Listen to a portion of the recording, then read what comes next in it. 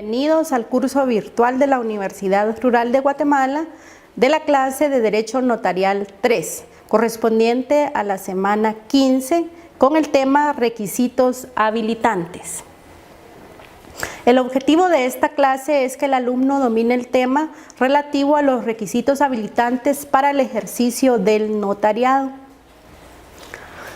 Los requisitos habilitantes para el ejercicio del notariado los encontramos regulados en el artículo 2 del Código de Notariado, que para el efecto establece: para ejercer el notariado se requiere ser guatemalteco natural, mayor de edad, del estado seglar y domiciliado en la República, salvo lo dispuesto en el inciso 2 del artículo 6.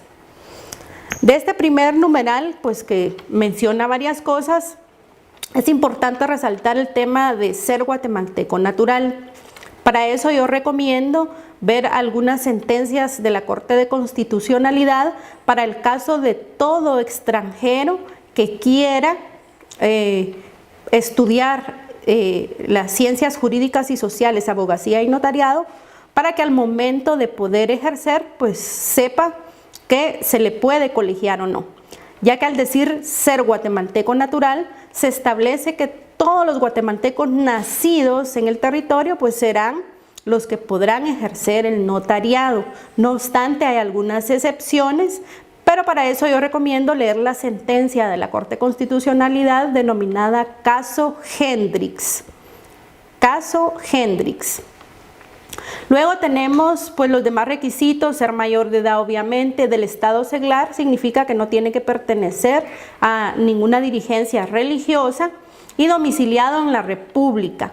Si bien es cierto, tenemos conocimiento de notarios que están fuera del territorio nacional ejerciendo eventualmente la profesión, en casos en que guatemaltecos lo requieran y para que tenga vigencia o produzca efectos dentro del territorio guatemalteco, es necesario aclarar que dichos notarios deberán estar domiciliados en la República de Guatemala. Podrán viajar, pero su domicilio no podrá ser modificado. Luego tenemos haber obtenido el título facultativo en la República de Guatemala, obviamente, o la incorporación con arreglo a la ley. Esto se refiere pues al título que nos otorgarán al momento de finalizar la carrera, realizar los exámenes profesionales, acto de graduación y la entrega correspondiente de los títulos. Pues como saben, posteriormente a la entrega de los títulos se deberá proceder a al colegiado, a la inscripción de colegiado en el colegio profesional, asimismo a la juramentación que veremos después en la Corte Suprema de Justicia.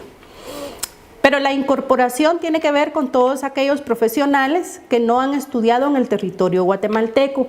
Para esto es importante hacer algunas aclaraciones, porque no todos los países tienen el sistema latino, que es el que predomina en nuestro territorio, en el cual el licenciado en Ciencias Jurídicas también obtiene el título de abogado y el título de notario. Entonces, el procedimiento de incorporación lo lleva a su cargo la Universidad de San Carlos de Guatemala y existen procedimientos específicos para cada una de las carreras o exámenes a los cuales se van a someter para poder obtener dicha incorporación. Otro de los requisitos es haber registrado en la Corte Suprema de Justicia el título facultativo o de incorporación y la firma y sello que usará con el nombre y apellidos usuales. Esto es de suma importancia, ya que por lo regular el estudiante, antes de graduarse, la firma que utiliza va a ser la firma con la que se inscribió para firmar en el DPI. No obstante, si va a modificar la firma, tiene que ser muy cuidadoso, porque la firma que va a aparecer en el registro de la Corte Suprema de Justicia debe de ser exactamente la misma en todos los instrumentos públicos que autorice, y no por error va a consignar la firma que le aparece en su documento personal de identificación, porque esto le traería consecuencias a los otorgantes o a las personas que les autorizó un instrumento público de cualquier clase o forma. Entonces, Al momento que ustedes procedan a la colegiación, después iniciarán el trámite para su juramentación ante la Corte Suprema de Justicia, donde procederán a inscribir firma y sello para que en el Archivo General de Protocolos quede esa firma y sello registrado, no pudiendo ser modificado salvo con un procedimiento específico. Y por último, y no de menos importancia, ser de notoria honradez.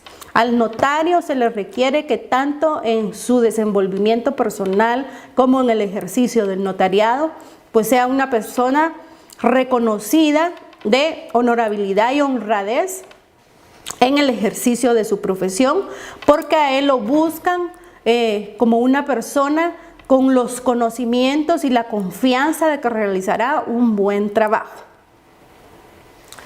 También en la ley quedan establecidas las causas por las cuales el notario pueda quedar inhabilitado para su ejercicio.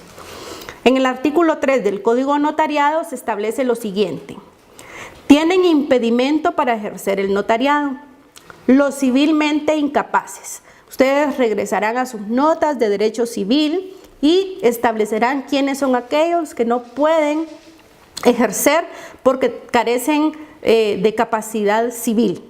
También los toxicómanos o ebrios habituales, según lo establecido en la ley, los ciegos, sordos o mudos y que adolezcan de cualquier otro defecto físico o mental que les impida el correcto desempeño de su cometido. Acá en el tercer punto, pues es importante establecer que los impedimentos consiste en la inhabilitación, consiste en que no puedan realizar correctamente o desempeñar su cometido. Entonces, eventualmente se procederá a revisar si eso es factible.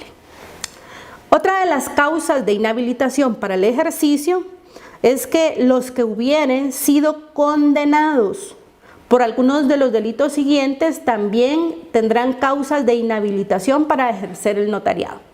Dichos delitos son falsedad, robo, hurto, estafa, quiebra o insolvencia fraudulenta, cohecho, infidelidad en custodia de documentos, prevaricato, malversación. Si nos damos cuenta, todos estos delitos han sido establecidos por la ley porque tienen que ver con cierta confianza que se le da a una persona y que puede ser que por su abuso de poder o de los conocimientos que tiene, pues puede incurrir en este tipo de delitos, por lo cual la ley establece que sería una causa de inhabilitación aquel que hubiera sido condenado. Pero es necesario tener claro que una persona es condenada cuando mediante sentencia se ha establecido y ya no se puede realizar ningún medio de impugnación. También tenemos las incompatibilidades para el ejercicio profesional, reguladas en el artículo 4 del Código Notariado, en la cual se establece que no pueden ejercer el notariado los que tengan auto de prisión motivado por alguno de los delitos a que se refiere el inciso 4 del artículo 3 que estuvimos indicando en la diapositiva anterior. Acá nos aclara que no pueden ejercer el notariado. Es decir que ya son notarios, pero no lo podrán ejercer si llegan a tener auto de prisión motivado por alguno de esos delitos. Luego, los que desempeñan cargos públicos que lleven añeja jurisdicción. Los funcionarios y empleados públicos del organismo ejecutivo, judicial y municipalidades que devenguen sueldos del Estado o municipio y el presidente del Congreso. Y luego, los que no hayan cumplido durante un trimestre del año civil o más con las obligaciones que impone el artículo 37. En el punto primero les resalto, ¿verdad?, que todo aquel trabajador o del Estado o que devengue principalmente un sueldo, es lo que tenemos que tener claro, diferenciar del que devengue honorarios al que devengue sueldo. En estas entidades, pues es incompatible para el ejercicio profesional.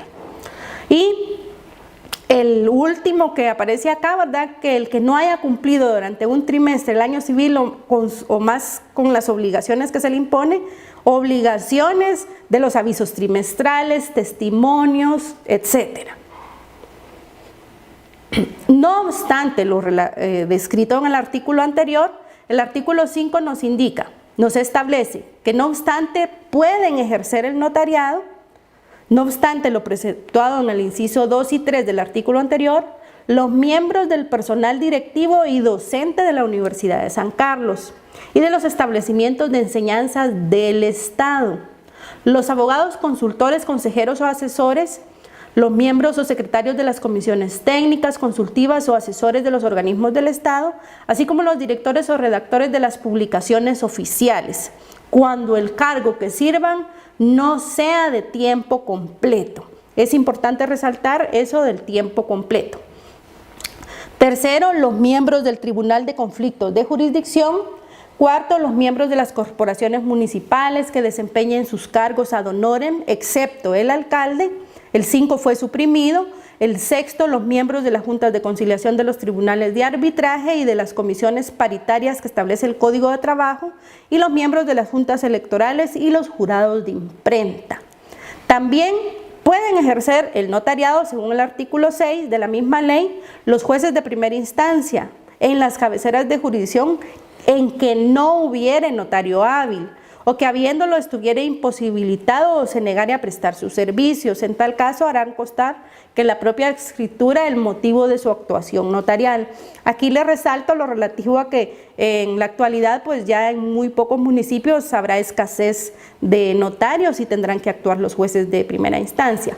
La infracción de lo preceptuado o la inexactitud de su actuación como notario no anula el documento autorizado por juez, pero sí obliga al juez al pago de una multa. Los cónsules o los agentes diplomáticos de la República acreditados y residentes en el exterior que sean notarios hábiles, los empleados que están instituidos precisamente para el ejercicio de funciones notariales. A continuación, procederé a realizar las preguntas relativas a la clase del día de hoy. 15.1. Indicar cuál de los mencionados es un requisito habilitante para el ejercicio del notariado en Guatemala. A. Ser guatemalteco natural. B. Ser dirigente religioso. O C. Domiciliado fuera de la República de Guatemala. Pregunta 15.2. Indicar si los condenados por este delito están inhabilitados para el ejercicio de la profesión como notario en Guatemala. A. Homicidio. B. Falsedad. Y C. Lesiones leves. Y pregunta 15.3. Indicar quienes no pueden ejercer el notariado por incompatibilidad en el ejercicio profesional. A. Los jueces. B. Docentes de la Universidad de San Carlos. O C. Notario que ejerza en forma independiente. Agradezco la atención brindada en la presente clase. Muchas gracias.